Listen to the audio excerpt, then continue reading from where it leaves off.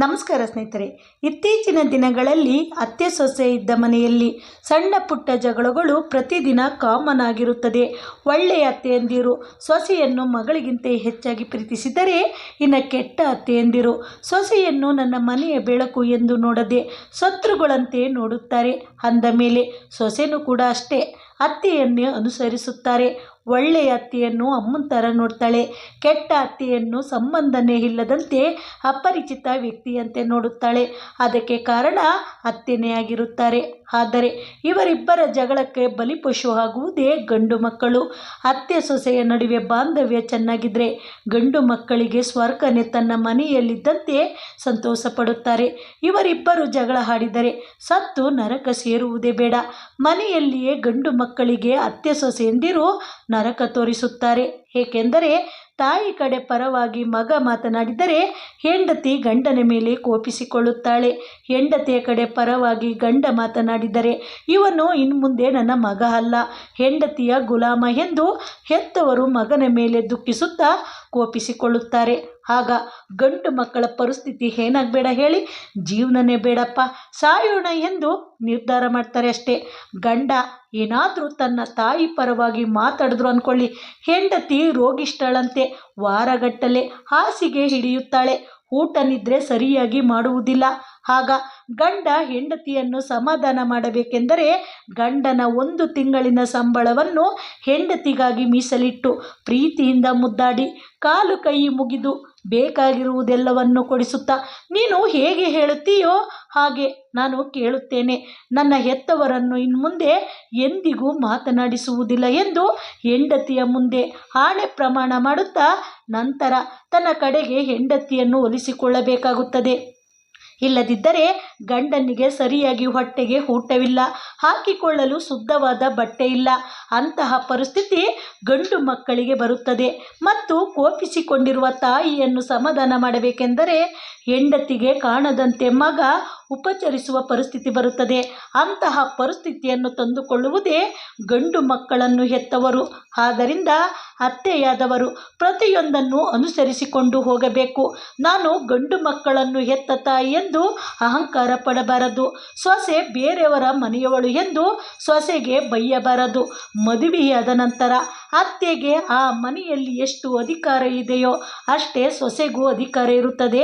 ನೆನಪಿರಲಿ, ನಿಮ್ಮ ಸೊಸೆಗೆ ಮನೆಯ ಪರಿಸ್ಥಿತಿ ಮದುವೆಯಾದ ಹೊಸದರಲ್ಲಿ ಗೊತ್ತಿರುವುದಿಲ್ಲ. ಅಂತಹ ಸಮಯದಲ್ಲಿ ಸೊಸೆ ಏನಾದರೂ ಹೆಚ್ಚು ಹೊತ್ತು ಮಲಗಿದ್ರೆ ಎದ್ದು ಕೆಲಸ ಮಾಡು, ಇಷ್ಟು ಹೊತ್ತಾದರೂ ಮಲಗಿದ್ದೀಯಾ, ಅಡುಗೆ ಮಾಡು ಎಂದು ಗದರಿಸಿಕೊಂಡು ಜಗಳ ಮಾಡಬೇಡಿ. ಅದನ್ನೇ ಪ್ರೀತಿಯಿಂದ ಹೇಳಿ. ಸೊಸೆ ಬರ್ತಾ ಬರ್ತಾ ಎಲ್ಲ ಕೆಲಸವನ್ನು ಕಲಿತುಕೊಳ್ಳುತ್ತಾಳೆ. ಅಲ್ಲಿಯವರೆಗೂ ಅತ್ತೆಯಾದವರು ಕಾಯಬೇಕು. ಸೊಸೆಯ ಮುಂದೆ ಅತ್ತೆಯಾದವರು ಕೆಲಸ ಮಾಡಬೇಕು. ಅದನ್ನೇ ನೋಡಿ ಸೊಸೆಯು ಕೂಡ ಕಲಿತುಕೊಳ್ಳುತ್ತಾಳೆ. ನಾನು ಅತ್ತೆ, ನಾನು ಹೇಳಿದಂತೆ ಸೊಸೆ ಕೇಳಬೇಕು ಎಂದು ಅಧಿಕಾರ ಚಲಾಯಿಸಿದರೆ ಆಗ ಸೊಸೆಯಾದವಳು ಅತ್ತೆಯ ಮಾತುಗಳನ್ನು 1-2 ದಿನ ಸಹಿಸಿಕೊಳ್ಳಬಹುದು. ಆದರೆ ದಿನ ಕಳೆದಂತೆ ನಿಮಗೆ ಮಾತಿಗೆ ಮಾತು ಕೊಡುತ್ತಾಳೆ. ನೀವೇ ಕೆಲಸ ಮಾಡೋಗಿ, ನಾನು ಕೆಲಸ ಮಾಡಲು ನಿಮ್ಮ ಮನೆಗೆ ಹಾಳಾಗಿ ಬಂದಿಲ್ಲ ಎಂದು ಎದುರುತ್ತರ ಕೊಡ್ತಾಳೆ. ಅಂತಹ ಪರಿಸ್ಥಿತಿ ಅತ್ತೆಯಾದವರಿಗೆ ಬರಬೇಕೆ ಹೇಳಿ? ಹಿರಿಯ ಮರ್ಯಾದೆ ಕೊಟ್ಟು ಕಿರಿಯ ಮರ್ಯಾದೆ ತೆಗೆದುಕೊಳ್ಳಬೇಡಿ. ಮದುವೆಯಾದ ಹೊಸದರಲ್ಲಿಯೇ ಅತ್ತೆಯಾದವರು ಸೊಸೆಗೆ ಬೈದು ಸೊಸೆಯನ್ನು ಗಟ್ಟಿ ಮಾಡಬೇಡಿ. ಆಗ ಸೊಸೆಗೆ ಅತ್ತೆಯ ಮುಂದೆ ಬಂದಿರುವ ಧೈರ್ಯ ಶಾಶ್ವತವಾಗಿ ಉಳಿದುಕೊಳ್ಳುತ್ತದೆ. ಆಗಲೇ ಸೊಸೆ ಅತ್ತೆಗೆ ಹೆದರದೆ ಬಾಯಿಗೆ ಬಂದಂತೆ ಬೈಯುವುದು ಮತ್ತು ಜೀವನ ಪೂರ್ತಿ ಅತ್ತೆ ಸೊಸೆಯ ನಡುವೆ ಜಗಳ ಉಂಟಾಗುವುದು. ಆದ್ದರಿಂದ ಮದುವೆಯಾದ ಹೊಸದರಲ್ಲಿಯೇ ಸೊಸೆಗೆ ಪ್ರೀತಿಯಿಂದ ಬುದ್ಧಿ ಮಾತನ್ನು ಹೇಳುತ್ತಾ ಮಗಳಂತೆ ನೋಡಿದರೆ ಇಬ್ಬರ ಬಾಂಧವ್ಯ ಅಮ್ಮ ಮಗಳಂತೆ ಬೆಳೆಯುತ್ತದೆ. ಆಗ ಯಾವ ಸೊಸೆಯೂ ಕೂಡ ಕೆಟ್ಟವಳಾಗುವುದಿಲ್ಲ. ಆದ್ದರಿಂದ ಅತ್ತೆಯಾದವರೇ ಸೊಸೆಯ ಮುಂದೆ ಸೋತಿ ನಡೆದರೆ ಮುಂದೊಂದು ದಿನ ಸೊಸೆಯೇ ನಿಮ್ಮ ಪ್ರೀತಿಗೆ ಶರಣಾಗುತ್ತಾಳೆ. ಸೊಸೆಗೆ ಎಷ್ಟೇ ಬುದ್ಧಿ ಮಾತನ್ನು ಮದುವೆಯಾದ ಹೊಸದರಲ್ಲಿ ಹೇಳಿದರೆ ಕೇಳುವುದಿಲ್ಲ. ಏಕೆಂದರೆ ಆಗ ಸೊಸೆಗೆ ಚಿಕ್ಕ ವಯಸ್ಸು, ಬಿಸಿ ರಕ್ತ. ಅಂತಹ ಸಮಯದಲ್ಲಿ ಮೆಚುರಿಟಿ ಇನ್ನೂ ಬಂದಿರುವುದಿಲ್ಲ, ಬುದ್ಧಿ ಕಡಿಮೆ ಇರುತ್ತದೆ. ಮಕ್ಕಳಾದ ನಂತರ ಅಥವಾ ದಿನ ಕಳೆದ ನಂತರ ಬುದ್ಧಿ ಬರುತ್ತದೆ. ಆಗ ಗಂಡನ ಮನೆಯ ವಾತಾವರಣ ಅರ್ಥ ಮಾಡಿಕೊಂಡು ಹೋಗುತ್ತಾಳೆ. ಅಲ್ಲಿಯವರೆಗೂ ಅತ್ತೆಯಾದವರು ಸೊಸೆಗೆ ಬೈಯಬಾರದು. ನಗು ನಗುತ್ತಾ ಬುದ್ಧಿಯ ಮಾತನ್ನು ಹೇಳುತ್ತಾ ಜವಾಬ್ದಾರಿ ನಿಭಾಯಿಸಿಕೊಂಡು ಹೋಗಬೇಕು. ಇಲ್ಲದಿದ್ದರೆ ಇಡೀ ಮನೆಯೇ ಅತ್ತೆ ಸೊಸೆಯಂದಿರಿಂದ ಹಾಳಾಗುತ್ತದೆ. ಅತ್ತೆ ಸೊಸೆಯ ಜಗಳ ಗಂಡು ಮಕ್ಕಳ ಮೇಲೆ ಪರಿಣಾಮ ಬೀಳುತ್ತದೆ. ಅತ್ತೆ ಸೊಸೆಯ ಜಗಳ ವಿಪರೀತವಾದಾಗ ಗಂಡು ಮಕ್ಕಳು ಮನೆಯಲ್ಲಿರಲು ಇಷ್ಟಪಡುವುದಿಲ್ಲ. ಇನ್ಮುಂದೆ ಮನೆಗೆ ಬರಬಾರದು ಎಂದು ಕೋಪಿಸಿಕೊಂಡು ಮನೆ ಬಿಟ್ಟು ಹೋಗಬಹುದು. ಅದನ್ನು ಅತ್ತೆಯಾದವರು ಅರ್ಥ ಮಾಡಿಕೊಳ್ಳಿ. ಆಗ ಇಡೀ ಮನೆಯೇ ಸರ್ವನಾಶವಾಗುತ್ತದೆ. ಅದಕ್ಕೆ ಕಾರಣ ತಾಯಿ ಮತ್ತು ಹೆಂಡತಿಯಾಗಿರುತ್ತಾಳೆ. ಅದಕ್ಕೆ ಅತ್ತೆ ಸೊಸೆಯಂದಿರು ಮನೆಯಲ್ಲಿ ಹೆಚ್ಚು ಜಗಳ ಮಾಡಬಾರದು. ಜಗಳ ಮಾಡುವುದರಿಂದ ಮನೆಯಲ್ಲಿ ಅಪಾಯ. ಕಟ್ಟಿಟ್ಟ ಬುತ್ತಿ ಅರ್ಥ ಮಾಡಿಕೊಳ್ಳಿ. ಅತ್ತೆ ಎಂದಿಗೂ ಅಮ್ಮನಾಗಲು ಸಾಧ್ಯವಿಲ್ಲ. ಸೊಸೆ ಎಂದಿಗೂ ಮಗಳಾಗಲು ಸಾಧ್ಯವಿಲ್ಲ.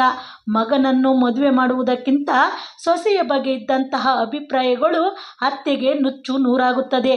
ಪ್ರತಿಯೊಂದು ನಿರೀಕ್ಷೆಗಳು ಒಬ್ಬ ತಾಯಿಗೆ ಕನಸಾಗಿ ಉಳಿಯುತ್ತದೆ, ಅಂದರೆ ನಿರಾಸೆಯಾಗುತ್ತದೆ.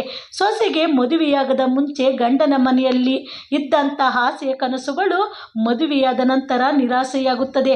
ಸ್ನೇಹಿತರೆ, ಅತ್ತೆ ಸೊಸೆ ಅಂದ ಮೇಲೆ ಪ್ರತಿಯೊಬ್ಬರ ಮನೆಯಲ್ಲೂ ಪ್ರತಿದಿನ ಜಗಳಗಳು ಇದ್ದದ್ದೇ. ಅರ್ಥ ಮಾಡಿಕೊಳ್ಳುವಂತಹ ಶಕ್ತಿ ಇಬ್ಬರಿಗೂ ಇರುವುದಿಲ್ಲ. ಆದರೆ ಅತ್ತೆಯಾದವರು ವಯಸ್ಸಿನಲ್ಲಿ ದೊಡ್ಡವರು, ಕುಟುಂಬದಲ್ಲಿ ಯಜಮಾನಿಯ ಸ್ಥಾನವನ್ನು ಪಡೆದವರು ಅಂದ ಮೇಲೆ ಸೊಸೆ ತಪ್ಪು ಮಾಡಿದಾಗ ತಿದ್ದಿ ಬುದ್ಧಿ ಹೇಳಬೇಕು. ಸೊಸೆಯ ಜೊತೆ ಸರಿಸಮನಾದ ಸ್ನೇಹಿತರಂತೆ ಮತ್ತು ಶತ್ರುಗಳಂತೆ ಜಗಳಕ್ಕೆ ನಿಲ್ಲಬಾರದು.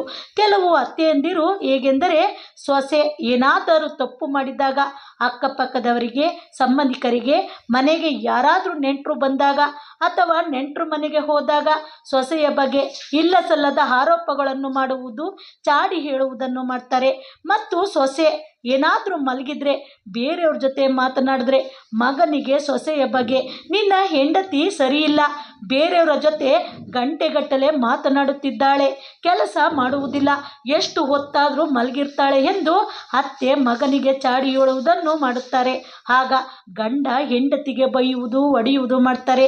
ಆಗಲೇ ಅತ್ತೆ ಸೊಸೆಯರ ನಡುವೆ ಯುದ್ಧ ಶುರುವಾಗುವುದು. ಅತ್ತೆಯಾದವರು ಸೊಸೆ ತಪ್ಪು ಮಾಡಿದಾಗ ಮಗನಿಗೆ ಕಂಪ್ಲೇಂಟ್ ಮಾಡದೆ ಸೊಸೆಗೆ ಒಳಗೊಳಗೆ ಬುದ್ಧಿ ಹೇಳಬೇಕು. ಅಕ್ಕಪಕ್ಕದವರ ಹತ್ತಿರ, ಮಗನ ಹತ್ತಿರ ಸೊಸೆಯ ಬಗ್ಗೆ ಚಾಡಿ ಹೇಳಿದರೆ ಅತ್ತೆಯಾದವರಿಗೆ ಸಿಕ್ಕಿದ ಬಹುಮಾನವೇನು? ಇನ್ನಷ್ಟು ಸೊಸೆಯಿಂದ ಬೈಗುಳಗಳು ಅಷ್ಟೇ. ಮತ್ತು ಇನ್ನೊಬ್ಬರ ಹತ್ತಿರ ನಿಮ್ಮ ಕುಟುಂಬದವರನ್ನು ಬಿಟ್ಕೊಟ್ಟು ಅತ್ತೆಯಾದವರು ಅವಮಾನಕ್ಕೆ ಒಳಗಾಗುತ್ತೀರಾ? ಅದನ್ನು ಅರ್ಥ ಮಾಡಿಕೊಳ್ಳಿ. ಸೊಸೆ ತಪ್ಪು ಮಾಡಿದಾಗ ಅತ್ತೆಯಾದವರು ಸೊಸೆಗೆ ಬುದ್ಧಿ ಹೇಳಿ ಮಗಳಂತೆ ಸ್ವೀಕರಿಸಿ. ಅಕ್ಕಪಕ್ಕದವರ ಹತ್ತಿರ, ನೆಂಟರ ಹತ್ತಿರ, ಸಂಬಂಧಿಕರ ಹತ್ತಿರ, ಮಗನ ಹತ್ತಿರ ಬುದ್ಧಿ ಹೇಳಿದರೆ ಪ್ರಯೋಜನವಿಲ್ಲ. ಏಕೆಂದರೆ ತಪ್ಪನ್ನು ತಿದ್ದುಕೊಳ್ಳಬೇಕಾಗಿರುವುದು ನಿಮ್ಮ ಸೊಸೆಯ ಹೊರತು ಅಕ್ಕಪಕ್ಕದವರು, ಸಂಬಂಧಿಕರು ಮತ್ತು ಮಗನಲ್ಲ. ಆದ್ದರಿಂದ ಅತ್ತೆ ಸೊಸೆಯ ಬಾಂಧವ್ಯ ಗಂಡು ಮಕ್ಕಳ ಪ್ರಾಣವನ್ನು ಉಳಿಸುವಂತಿರಬೇಕು. ಅತ್ತೆ ಸೊಸೆಯ ಜಗಳ ಗಂಡು ಮಕ್ಕಳ ಪ್ರಾಣವನ್ನು ತೆಗೆಯುವಂತೆ ಇರಬಾರದು.